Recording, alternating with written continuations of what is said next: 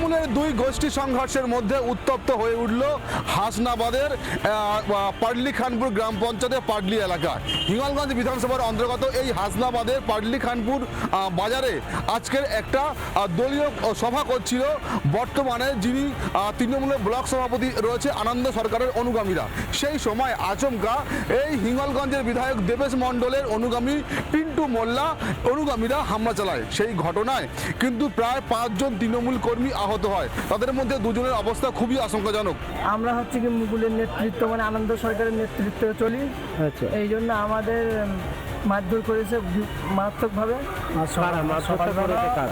পিন্টু মোল্লা এবং মুসা মোল্লা ওরা 2 ভাই আরো আনুষঙ্গিক কিছু লোকজন মিলে মারধর করেছে। মুসা মোল্লা পিন্টু মোল্লা ছোট ভাই, মুসা করিম মোল্লা মাথায় বাঁশের বাড়ি মেরেছে এবং আমি ঠেকাতে গিয়ে আমাকে কান কাটতে গিয়েছে এবং পিন্টু ধরে রেখেছে। পিন্টু ধরে রেখে মার খাওয়াইছে। কোন পার্টির সাথে?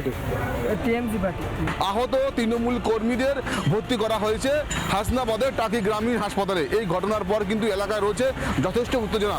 ঘটনার পর ঘটনাস্থলে গিয়ে পরিস্থিতি সামাল দিচ্ছে হাসনাবাদ থানার পুলিশ। তবে এই বিধানসভা নির্বাচনের প্রাককালে ব্লক তৃণমূলের সভাপতির অনুগামীদের মধ্যে বিধায়কের অনুগামীদের মধ্যে এই দ্বন্দ্ব বাঁধার ফলে এলাকা কিন্তু চরম উত্তেজনা ছড়িয়েছে, যেহেতু সামনেই আর কটা দিন পরে বিধানসভা নির্বাচন। বাংলায় তো তৃণমূল কংগ্রেসের শত্রু এখন তৃণমূল কংগ্রেস নিজেই।